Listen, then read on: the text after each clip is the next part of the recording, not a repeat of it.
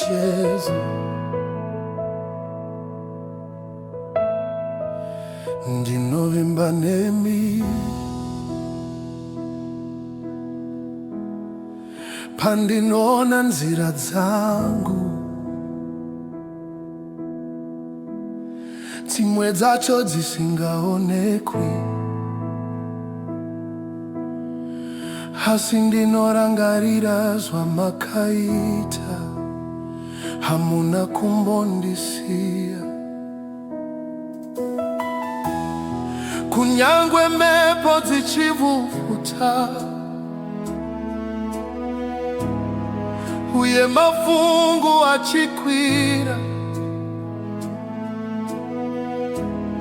zita renyu ndinoribata, ndinoziva munondibatawo.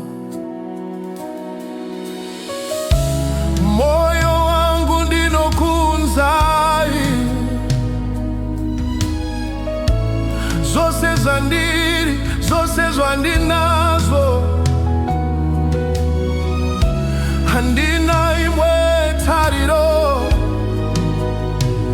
kunze kwenyu, Mwari.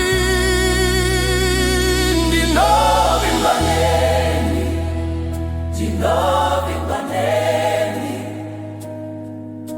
kunyangwe ndisingazive mangwana,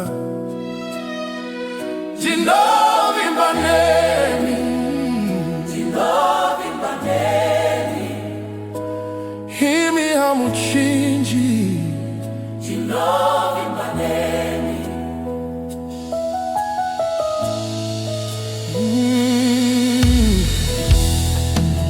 pandinenge ndaneta,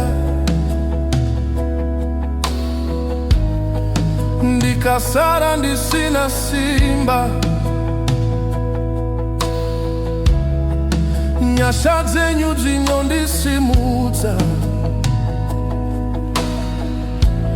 rudo rwenyu runondiputira,